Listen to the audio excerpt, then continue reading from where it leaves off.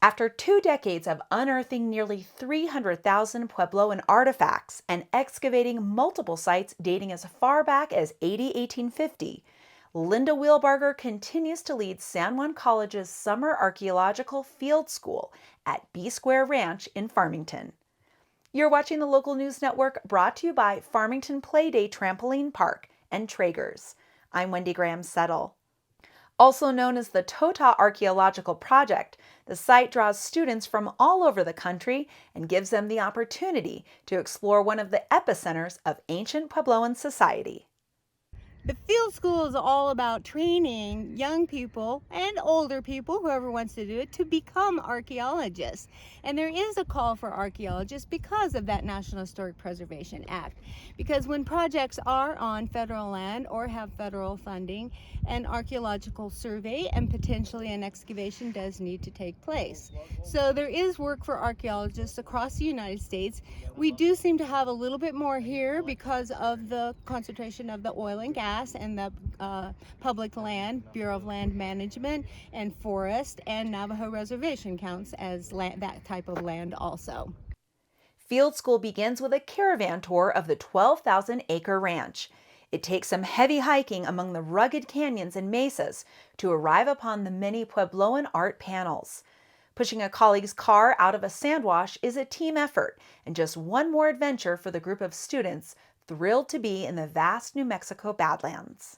It's exciting. I've never been to New Mexico before, or the Four Corners in general, so this has been really, really cool.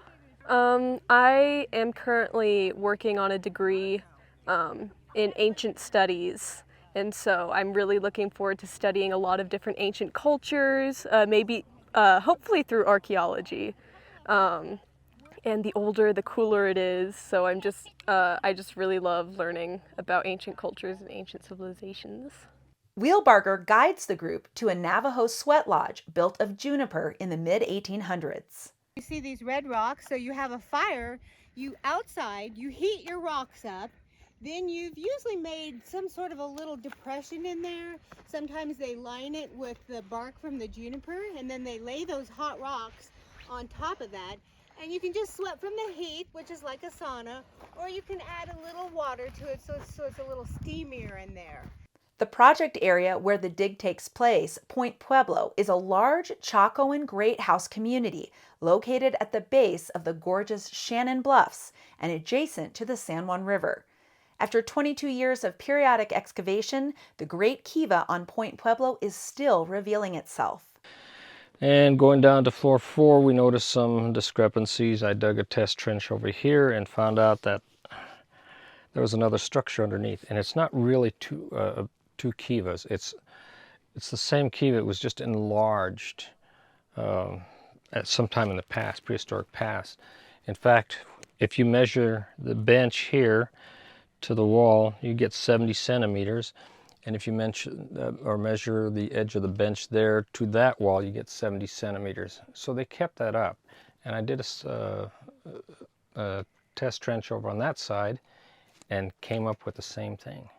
A portion of Wheelbarger's crew dig on the Great House portion of the ruin, located on the scenic northern edge of the site, overlooking Farmington.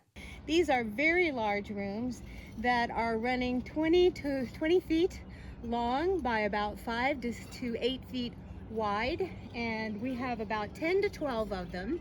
Some of them may be partitioned because we don't really know for sure until we would only know that if we excavated the entire room, which I'm not really doing. We're just doing partial rooms, enough to get the stratigraphy, but we have discovered that they are multi-story. They are at least 2-story high.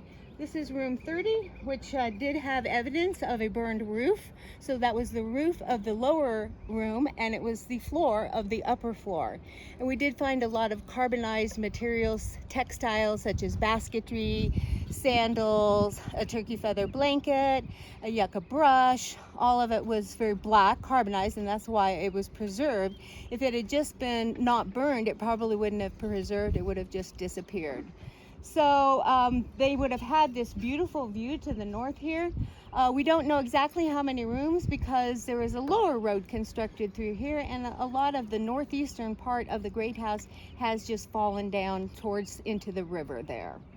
On the west side of Point Pueblo, two students come across the largest relic of their fledgling careers as archaeologists. So this is a Hafted Maul, and so it's a large stone implement that has been shaped right here on the edges where you can see these grooves. This is where they would have hafted this tool, and then these blunt ends would have been used to like hack it, brush, or trees, kind of similar to an axe. It has like this, you notice the shape of it is kind Yeah. of curved too. Yeah. We found that When we began our On Monday. second level, yeah. So it was sticking out when we got to the bottom of our first level, and we took a photograph because we had a lot of wall fall and lots of rocks everywhere, but this one in particular turned out to be quite a large artifact. biggest artifact I've ever found. Same, I believe. Yeah. Same, yeah. The excavation lasts 4 weeks. Wheelbarger's students and volunteers, 26 in all, will savor every second, as field schools themselves are a rarity. There's very few chances nowadays in the United States to do this sort of excavation work, and what Linda does is really special. There are probably, the best of my knowledge, only maybe 5 or 6 other field schools that really made this summer in this time of COVID.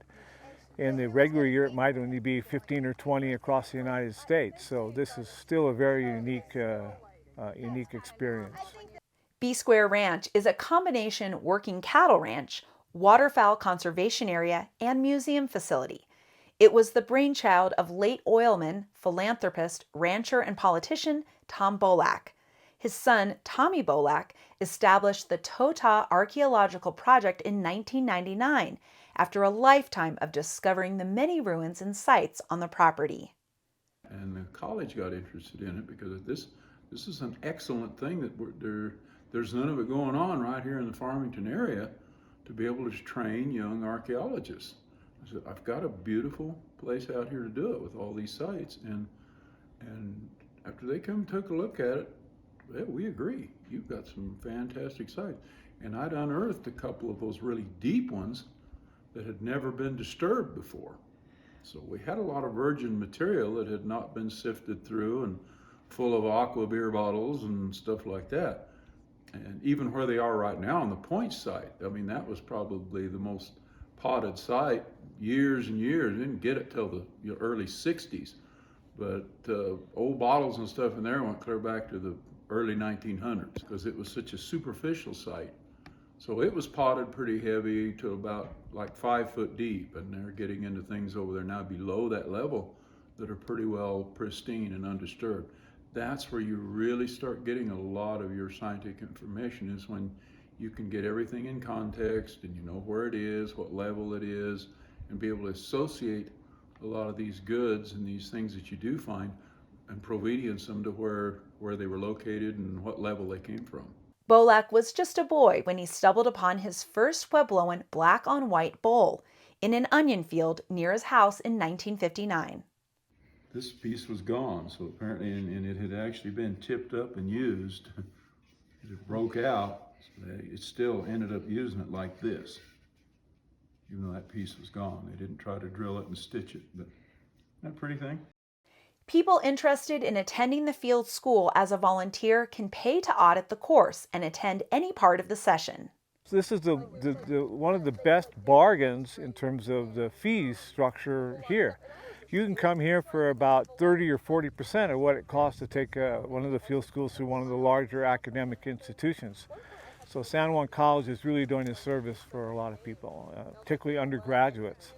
Contact Linda Wheelbarger at wheelbarger@sanjuancollege.edu for additional information. Thanks for watching this edition of the Local News Network. I'm Wendy Graham Settle.